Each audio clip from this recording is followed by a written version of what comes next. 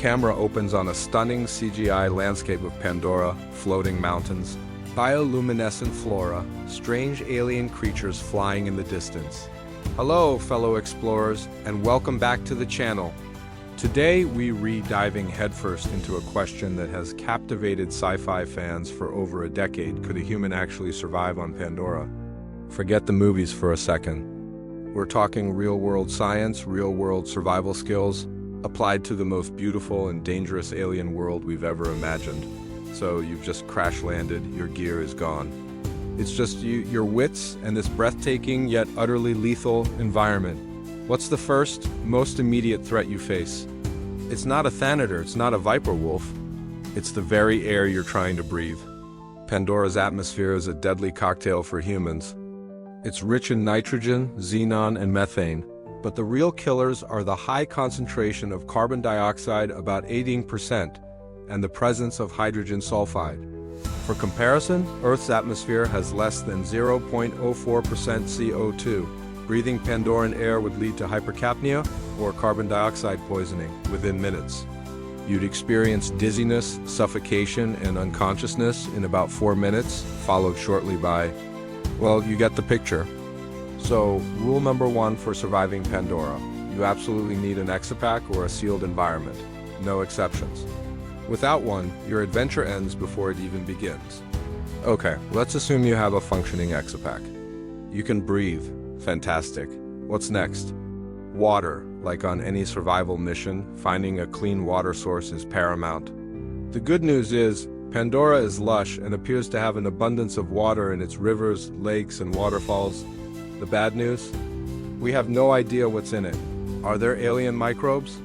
Dissolved toxic minerals from the unique geology? Drinking untreated Pandoran water would be an incredible gamble. Your best bet would be to find a way to distill it. Using a simple solar still, if you can find or create a clear membrane, you could evaporate water and collect the pure condensation. It's slow, but it's safe.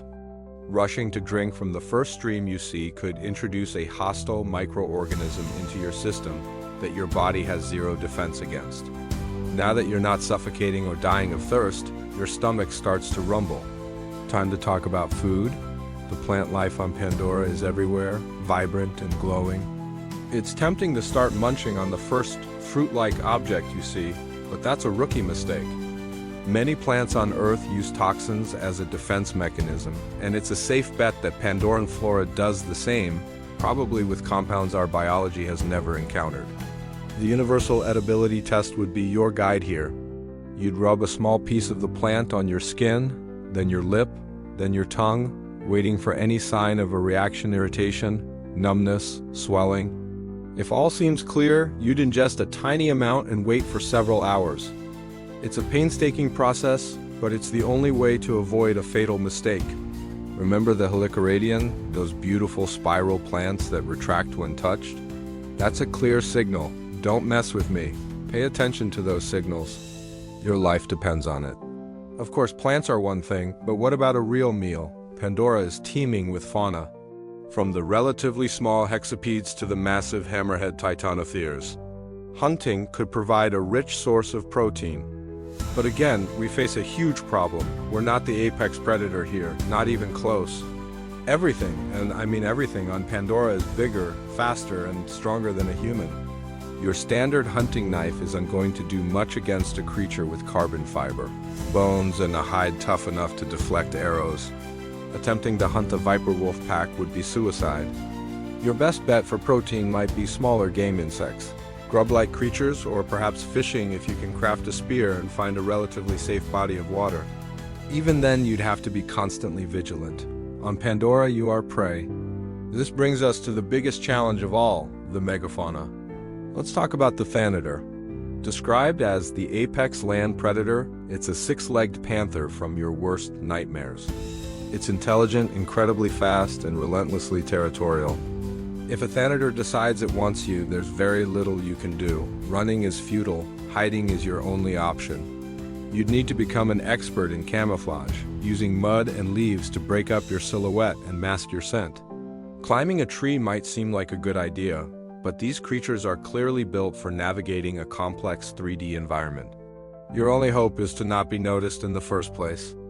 You must learn to move silently, stay downwind, and always have an escape route planned.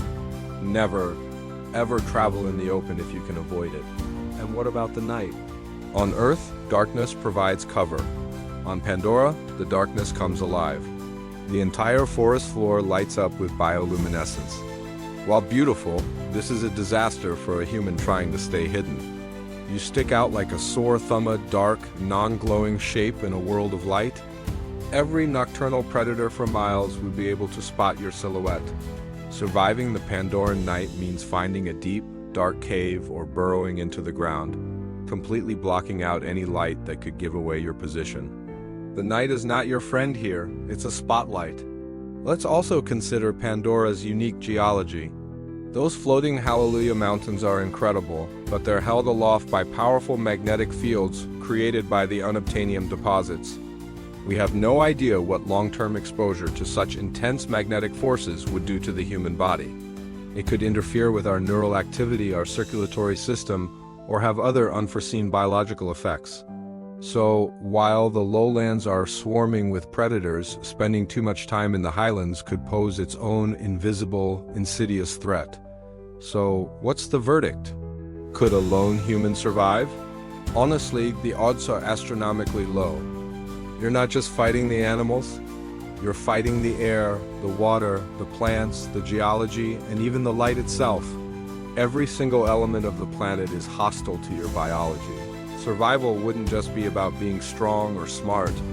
It would be about rewriting the human survival handbook from scratch, with a new rule on every page and a life-or-death consequence for breaking it. It would take an unprecedented combination of scientific knowledge, extreme caution, and a whole lot of luck. The Navi survive because they have evolved over millennia to be a part of this ecosystem. Their bodies are adapted to it, and their culture is built around understanding and respecting its delicate, deadly balance. For a human, survival would mean being the ultimate ghost in scene. Unheard, leaving no trace, and taking absolutely nothing for granted. What do you think? What is the one piece of gear you'd want to have if you crash-landed on Pandora? Let me know your survival strategies in the comments below. I'd love to read your ideas. Thanks for joining me on this deep dive into the world of Pandora. If you enjoyed this, please hit that like button, subscribe, and ring the bell so you don't miss our next adventure. Until then, stay curious.